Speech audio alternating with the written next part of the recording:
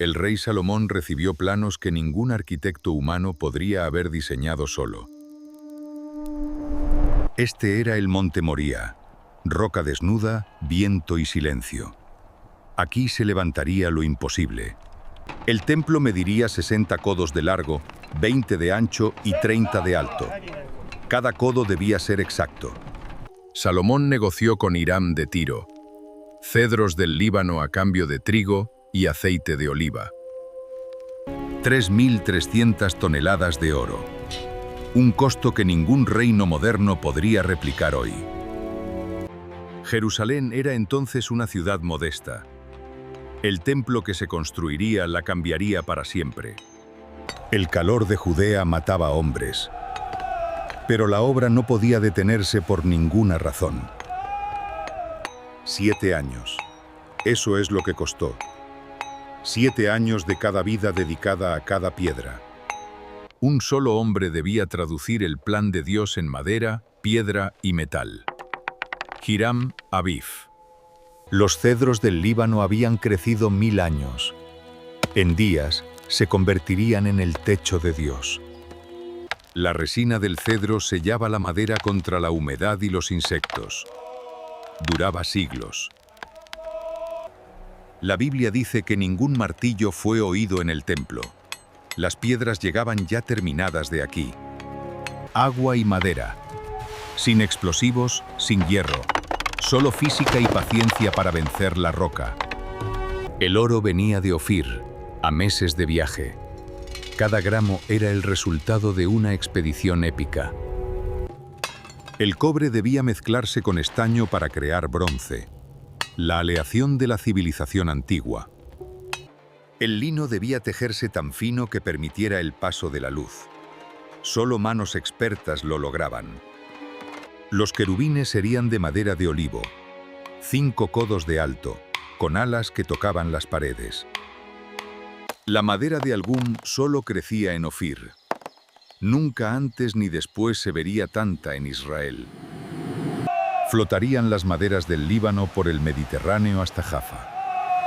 Cientos de kilómetros en balsa. De Jaffa a Jerusalén, 40 kilómetros cuesta arriba, cargando troncos del tamaño de barcos. Cada bloque pesaba 3 toneladas. Moverlo requería 200 hombres y la voluntad de no rendirse. ¡Apúrate! ¡Atad los bueyes! ¡Fuerte! ¡Fuerte! ¡Empuja! Cruzar el Jordán con piezas de bronce de 20 toneladas. El río no perdonaba los errores.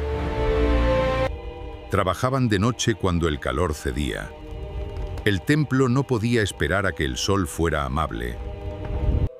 Gestionar 150.000 hombres en múltiples rutas exigía una logística sin precedentes en la historia. La Biblia no cuenta los muertos. Pero ninguna obra de esta escala se termina sin sangre derramada. Cada mes, 10.000 hombres nuevos llegaban a reemplazar a los que habían agotado sus fuerzas. Cuando los cedros llegaban al pie del monte, comenzaba la segunda batalla, subirlos a la cima. El bronce requería 1200 grados. Los fuelles nunca paraban, ni de día ni de noche. El bronce líquido llenaba el molde de las columnas. Un error, y había que empezar desde el principio. Jaquín y Boaz, las 2 columnas del templo, emergían del barro como promesas de bronce eterno. Batir el oro hasta que la luz lo atravesara. Ese era el oro del templo, invisible casi, pero eterno. La plata también tenía su rol. 100 talentos para los ganchos y capiteles que nadie vería. El candelabro de oro puro debía pesar 1 talento. 34 kilos de metal sagrado. 75 codos a lo largo, 25 a lo ancho. ¡Listo! ¡Comenzar la colada! 12 toros de bronce sostendrían el mar. Cada uno miraba en 3 distintas direcciones del mundo. 400 granadas de bronce decorarían cada capitel. Ninguna igual a la anterior. Para estos hombres, fundir metal no era trabajo. Era oración hecha con las manos y el fuego. La roca viva del Moriah sería el piso del templo. Debía nivelarse sin margen de error alguno. La primera piedra del templo tocó la roca del Moriah. Un momento que cambiaría la historia sagrada. Sin mortero. Las piedras del templo se juntaban tan perfectamente que no entraba ni el aire entre ellas. Los muros de contención del monte debían sostener millones de toneladas de roca por siglos. Y lo hicieron.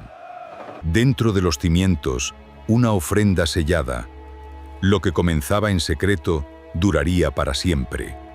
Piedra sobre piedra, curso sobre surso. La pared crecía sin ruido de martillos, según la Escritura. Ni una piedra quedaría visible por dentro. El templo se vestiría de cedro del suelo hasta el techo. El olor del cedro llenó el templo por generaciones. Quienes entraban lo recordaban hasta morir. Las vigas del techo cruzaban el templo de pared a pared. 18 metros de cedro sin juntas. La estructura estaba en pie. Pero un edificio de piedra y madera no es aún un templo de Dios. Sin grúas modernas, un sistema de poleas y palancas multiplicaba la fuerza humana por 20. 100 hombres pasando material en cadena valían más que cualquier carreta en los espacios reducidos del templo. Las cámaras laterales del templo almacenarían los tesoros de Israel. 3 pisos de riqueza inimaginable. El andamio era casi tan grande como el templo mismo. Una ciudad de madera construyendo otra de piedra. Desde el techo del templo se veía toda Jerusalén. Los obreros que lo sellaron verían esa vista una sola vez. Jaquín, 18 codos de bronce en pie. Su nombre significa Dios establecerá para siempre. Boaz, el nombre significa en él hay fuerza. 400 granadas colgaban de su capitel. Las 2 columnas en pie. Cualquiera que entrara sabía desde ese momento que pisaba tierra sagrada. El altar de bronce, 20 codos de lado, 10 de alto, más grande que muchas casas de Israel. El mar de bronce pesaba decenas de toneladas. Moverlo al lugar exacto fue en sí una hazaña épica. Pan de oro sobre cedro. Cada centímetro del interior del templo brillaría con la misma luz del sol. Querubines, palmeras, flores abiertas. El templo contaba la historia del Edén en cada panel dorado. El velo del templo tenía el grosor de un palmo. Solo los sumos sacerdotes pasarían tras él. La mesa del pan de la presencia, cubierta de oro puro. Sobre ella, 12 hogazas semana a semana. El candelabro no podía tocar el suelo en el camino. Cada paso era una oración en movimiento. El altar del incienso, un codo cuadrado de oro puro. Su humo subiría cada mañana ante Dios. Cuando los telares callaron, el templo estaba casi listo. Cada tela en su lugar definitivo. 10 candelabros de oro iluminaron el lugar santo. La luz del templo no dependía del sol. Los querubines cubrían con sus alas el arca que descansaría bajo ellos. 20 codos de envergadura. No quedó ni una imperfección en el templo. Hiram Abif era tan exigente como el propio Dios. El arca de la alianza abandonaba el monte Sión. Su destino, el lugar santísimo del templo nuevo. El arca cruzó entre Jaquín y Boaz. El cielo y la tierra se estrechaban la mano ese día. En el lugar santo, el silencio era absoluto. Solo el sonido de los pies de los sacerdotes sobre el oro. El arca encontró su hogar bajo las alas de los querubines. 7 años de trabajo culminaban en ese silencio. Las varas de transporte se retiraron. El arca ya nunca más sería movida. Este era su lugar eterno. Dentro del arca, solo las 2 tablas de piedra de Sinaí. La ley de Dios era el único tesoro. 10 fuentes de bronce sobre carros con ruedas, para lavar las ofrendas antes de llevarlas al altar.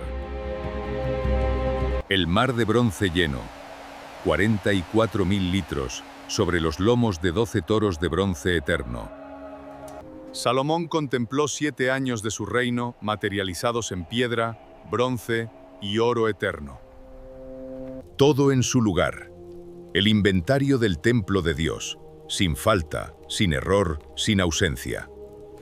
Los ancianos de Israel recordaban los campos de esclavitud en Egipto. Ahora miraban el templo de Dios, el atrio exterior del templo, organizado como el cosmos, cada objeto en el lugar exacto que Dios indicó. Salomón oró con los brazos extendidos al cielo, que Dios escuchara desde este lugar para siempre. Las puertas del templo, hojas de madera de olivo recubiertas de oro. Cada giro era una oración. Los obreros anónimos regresaron a sus hogares. Sus nombres no quedaron en ningún libro, solo en la piedra. Hiram Abif recorrió el templo terminado en silencio. Era el único hombre que conocía cada centímetro. Los andamios cayeron por última vez.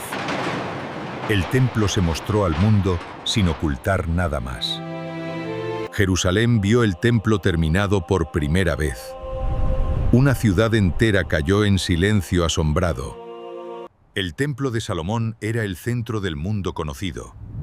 Todo lo demás era periferia del trono de Dios. Una nube llenó el templo. Los sacerdotes no pudieron seguir ministrando. Dios había llegado a su casa. Todo Israel cayó rostro en tierra. La gloria de Dios había llenado el templo que sus manos construyeron. Fuego del cielo consumió las ofrendas. El mismo Dios encendió su propio altar. Nadie lo olvidaría. Salomón bendijo a Israel con las manos levantadas. El templo era el pueblo, y el pueblo era el templo. El fuego del altar nunca se apagaba. De noche, el templo brillaba sobre Jerusalén como una segunda luna. Cada amanecer, la luz entraba por las puertas del este y encendía el oro del interior. Era diseño, no azar. El costo del templo equivaldría hoy a $100 billones. El proyecto más caro de la historia.